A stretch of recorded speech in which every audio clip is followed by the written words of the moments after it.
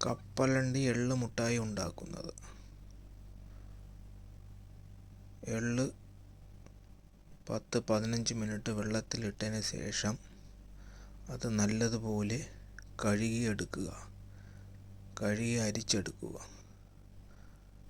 അത് ഒന്ന് വെള്ളം തോരാൻ വേണ്ടി വയ്ക്കുക. അതിന് ശേഷം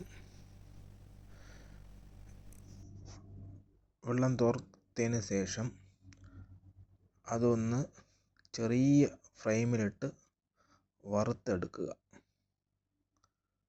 ചെറിയ തീയിലിട്ട് വറുത്തെടുക്കുക. പച്ചക്കപ്പലണ്ടിയാണ് ഇവിടെ.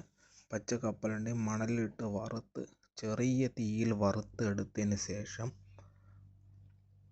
ചെറിയ തീയിലിട്ട് വറുക്കുക. വറുത്ത് തൊലി കളയുന്ന രീതിയിലാവുമ്പോൾ എടുത്ത് തൊലി കളഞ്ഞ് എടുക്കുക. മണലിൽ നിന്ന് കപ്പലണ്ടി വേർതിരിക്കുന്നതാണ്. തൊലി കളഞ്ഞ് വൃത്തിയാക്കി എടുക്കുക. അടുത്തതായി ശർക്കര ചൂടാക്കി ഉരുക്കിയെടുക്കുക. ആവശ്യത്തിന് കുറച്ച് വെള്ളം ഒഴിച്ച് ചെറിയ തീ കൊടുത്ത് അതിനെ ഉരുക്കിയെടുക്കുക. ഉരുക്കിയെടുത്തത് അതിൻ്റെ മണ്ണും കല്ലും കളയാൻ വേണ്ടി അരിച്ചെടുത്തതിന് ശേഷം ഒന്നും കൂടെ ചൂടാക്കുക. ചൂടാക്കി ഒരു പാത്രത്തിൽ കുറച്ച് നെയ്യ് ഒഴിച്ച് അതിനകത്ത് അണ്ടിപ്പരിപ്പ്, മുന്തിരിങ്ങ, ബദാം എല്ലാം കൂടെ ഇട്ട് ചെറിയ തീയിൽ വറുത്തെടുക്കുക. അടുത്തത് അത് ഒരു പാത്രത്തിൽ മാറ്റിയതിന് ശേഷം അടുത്തത് കപ്പലണ്ടി വറുക്കുക. കുറച്ച് നെയ്യ് ഒഴിച്ച് വറുക്കുക. അതും വറുത്ത് മാറ്റിയതിന് ശേഷം അപ്പോൾ നമ്മൾ ശർക്കര ഉരുക്കിയത് അത് ശരിയായി നോക്കാൻ വേണ്ടി ചെറിയൊരു പാത്രത്തിൽ ഗ്ലാസ്സിൽ പച്ചവെള്ളം എടുത്ത് നോക്കുക, ചെക്ക് ചെയ്ത് നോക്കുക. അപ്പം ശരിയായിട്ടുണ്ട്. അത് അടുത്തത് നെയ്യ് ഒഴിച്ച് നമുക്ക് എള്ള് വറുത്തെടുക്കുക. എള്ള് വറുത്തെടുത്തതിന് ശേഷം അതെല്ലാം കൂടെ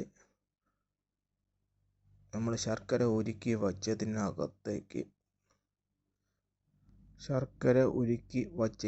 അതിനകത്തേക്ക് കപ്പലണ്ടി, എള്ള്, അണ്ടിപ്പരിപ്പ്, ബദാം, പിസ്ത എല്ലാം കൂടെ ഇടുക. അത് ചെറിയ തീയിലിട്ട് ഇളക്കി ഉരുട്ടിയെടുക്കേണ്ട രീതിയിലാകാൻ നേരത്ത് ഓഫ് ചെയ്യുക. ചെറിയ തീ കൊടുക്കാൻ മാത്രമേ പാടുള്ളൂ.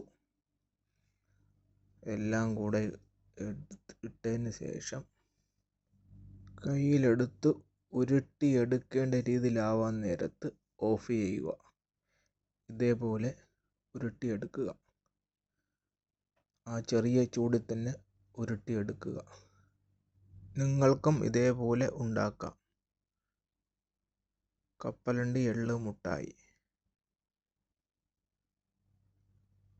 കുപ്പിയിലിട്ട് സൂക്ഷിച്ച് വയ്ക്കാം.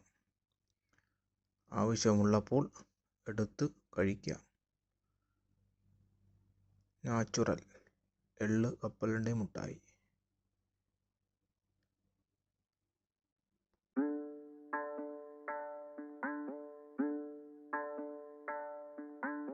അങ്ങ് വാനക്കോണില് മിന്നി നിന്നൊരമ്പിളി